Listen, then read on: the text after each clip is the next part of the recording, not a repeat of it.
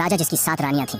राजा सभी रानियों से बहुत प्यार करता था, लेकिन उनकी कोई संतान नहीं थी। एक दिन राजा ने अपने मंत्री से सलाह ली और मंत्री ने बताया कि एक संत के पास जाना होगा जो उन्हें संतान प्राप्ति का आशीर्वाद दे सकते हैं। राजा ने संत के पास जाकर अपनी समस्या बताई। संत ने राजा को एक फल दिया और कहा कि इसे अपनी सबसे प्रिय रानी को खिलाएं, जिससे उन्हें संतान प्राप्त होगी। राजा ने सोचने लगे कि फल किस रानी को दिया जाए, क्योंकि सभी रानियां उन्हें समान रूप से प्रिय थीं। अंततः उन्होंने फल को 7 टुकड़ों में बांटकर प्रत्येक रानी को एक एक टुकड़ा खिलाया। कुछ समय बाद सभी 7 रानियां गर्भवती हो गईं और 9 महीने बाद सुंदर पुत्रों को जन्म दिया।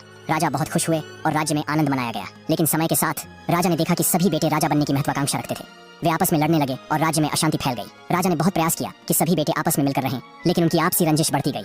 राजा ने एक शर्त रखी और कहा कि जो इस शर्त को पूरा करेगा उसी राजकुमार को राजा बनाया जाएगा। अंत में राजा ने घोषणा करवा दी कि उनके 7 बेटों में से जो सबसे सुंदर राजकुमारी को खोज कर लाएगा उसी को सिंहासन मिलेगा। इस घोषणा के बाद सभी राजकुमारों में सबसे सुंदर राजकुमारी को लाने की होड़ लग गई। राजा ने कहा, मैं अपने बेटों द्वारा लाई गई राजकुमारियों की सुंदरता की पहचान स्वयं करेगा। आखिर कौन सुंदर राजकुमारी खोज कर लाएगा और राजा की नजरों में क्या होगी असली सुंदरता, इसके लिए कहानी में बने रही। इस घोषणा के बाद सभी पुत्र एक सुंदर रानी राजकुमारी की खोज में अलग अलग राज्यों की ओर निकल पड़े। सबसे पहला राजकुमार एक दूर के राज्य में पहुंचा।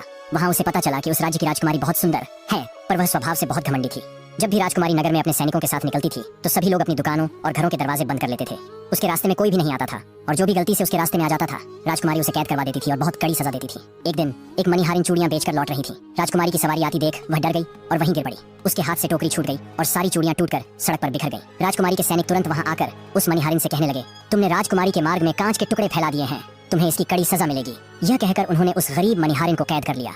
यह सब दृश्य पहला राजकुमार देख रहा था। उसने रानी को सबक सिखाने की योजना बनाई ताकि वह उस बूढ़ी मणिहारिन को बचा सके और रानी का घमंड भी तोड़ सके। उसी बीच राजकुमार ने अपनी योजना पर काम करना शुरू किया। तभी राजकुमारी ने एक नई शर्त रखी। उसने नगर में घोषणा करवाई कि जो भी उसकी नाक की नथ के बीच से एक चिड़िया पर निशाना लगाएगा उसकी वह 2 शर्तें पूरी करेगी। राजकुमार के लिए यह एक बहुत ही अच्छा मौका था। उसने तुरंत इस चुनौती को स्वीकार करने का निश्चय किया। अगले दिन राजकुमार शर्त पूरी करने के लिए पहुंच गया। उसने धनुष उठाया और सावधानी से निशाना लगाया। नथ के बीच से तीर निकला और उसने चिड़िया को सिर्फ घायल किया, मारा नहीं। राजकुमारी ने जैसे ही यह देखा वह चकित रह गई और अपनी शर्त के अनुसार उसने राजकुमार से उसकी 2 शर्तें पूछी। राजकुमार ने कहा, मेरी पहली शर्त यह है कि आप आज के बाद किसी को भी बिना गलती के सजा नहीं देंगी और मेरी दूसरी शर्त यह है कि आप मुझसे विवाह करेंगी। राजकुमारी ने राजकुमार की बुद्धिमत्ता और दयालुता को देखकर दोनों शर्तें मंजूर कर लीं।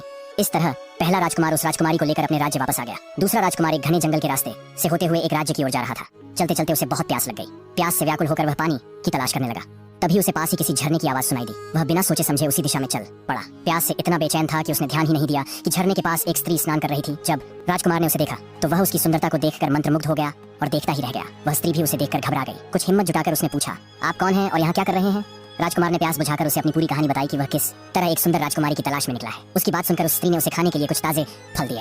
राजकुमार ने फल खाते हुए उसकी सुंदरता की बहुत तारीफ की।